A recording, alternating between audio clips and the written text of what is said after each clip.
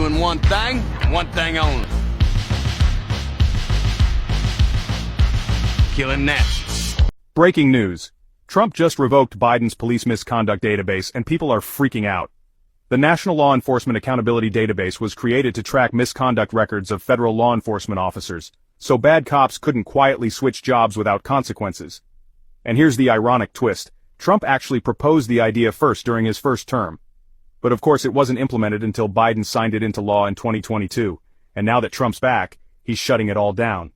The database tracked nearly 150,000 federal officers across 90 agencies, including the FBI, IRS, and even the Railroad Retirement Board, because apparently those guys need law enforcement too.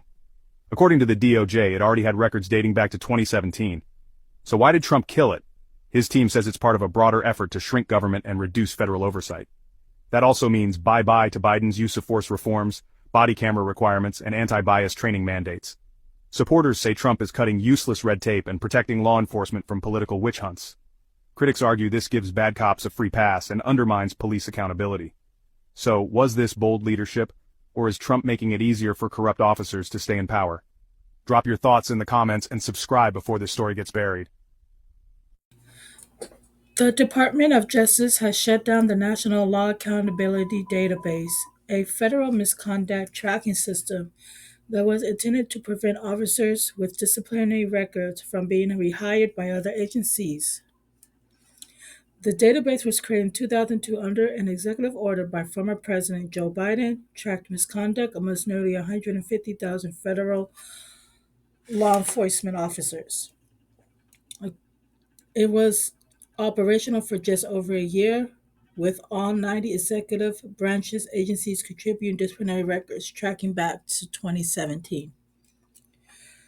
Trump's order of revoking Biden's police reform measures was part of a broader effort to reduce the federal government's size and cost.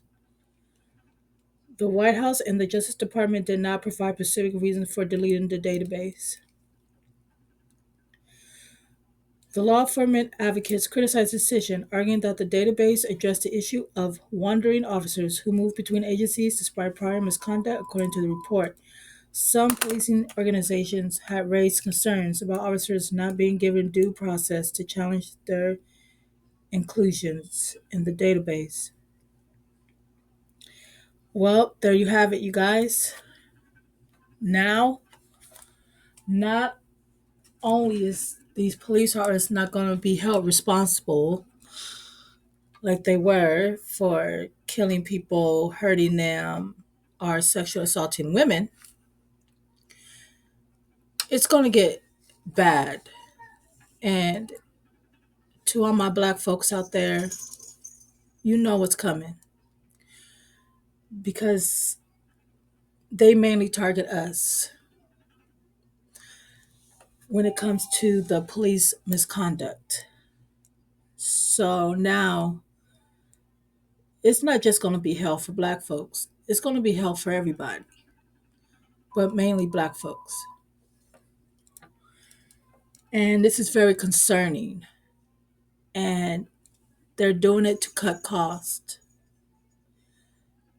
anywhere they can find it. Even if it's going to hurt the American people, they don't care as long as it's money in their pocket. Tell me in the comments below what you guys think of this. Are you guys mad? Are you guys concerned? Are you guys worried? Back to the video.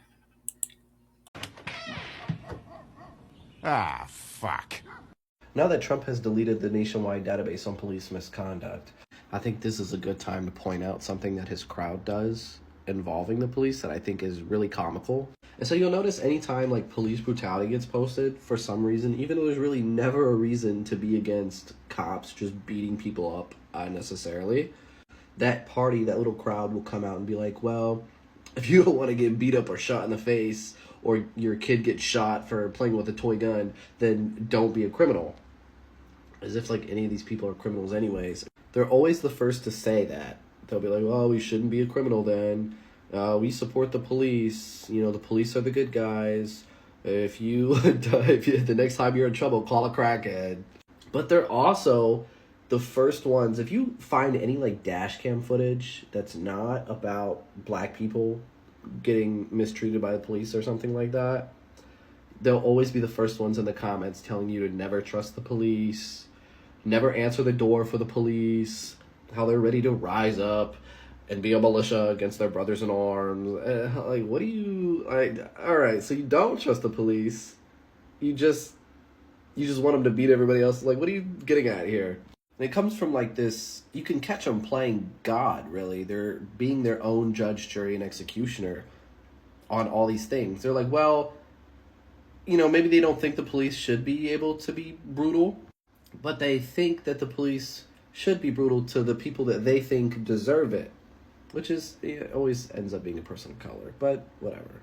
It's like when George Floyd died, a lot of people are still arguing that he overdosed on fentanyl and that's why he died, right? And it's really crazy because you can actually Google his autopsy report, which I have done, you know, more than a couple times to read through it. And I think somewhere, like, really close to the top, so you don't even have to read that far into it, it says cause of death, and then it specifically cites asphyxiation caused by, matter of fact, let's just go find it. Like I said, you can Google his autopsy report, and you can actually find he did have fentanyl in his system.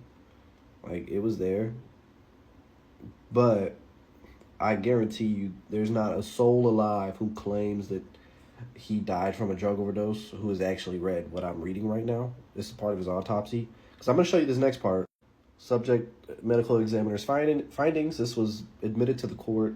It's what the findings of two doctors from their autopsies, Dr. Bain and Dr. Wilson, came from what? The cause of death, traumatic, let me zoom in on that word, asphyxia due to the compression of his neck and back during restraint by police. Cause of death, asphyxia due to neck and back compression led to a lack of blood flow to the brain.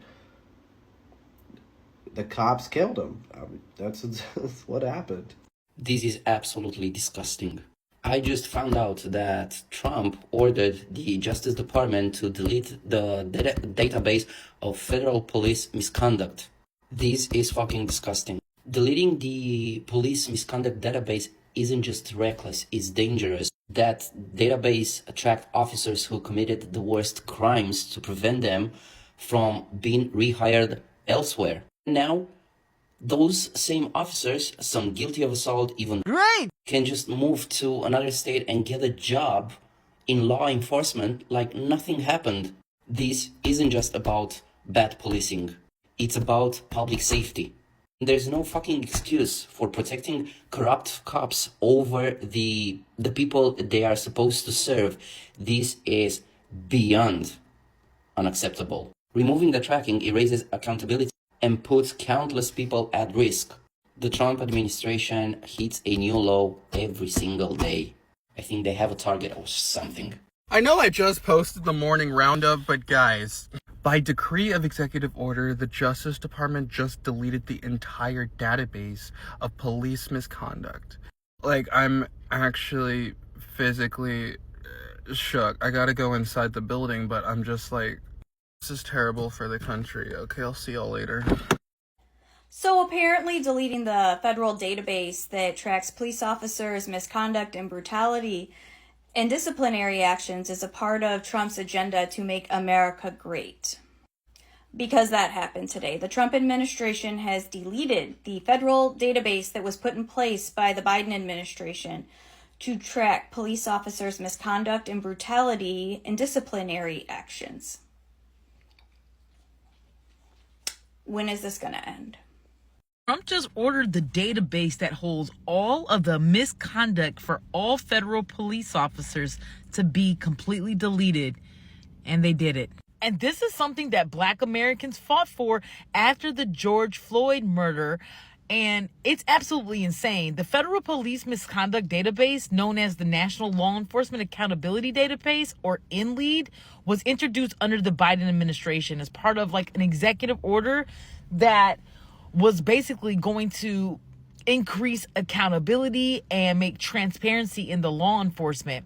They wanted to make sure that federal agencies following national protests over police violence were tracked. Main part about this database is intended to track officers' misconduct, including things like excessive force, termination, or decertifications with the goal of improving oversight and preventing problematic officers from being rehired within other departments. Leading this database literally took away all accountability that we were able to build from 2022 until now. Please tell me why you think this man gives a damn about us.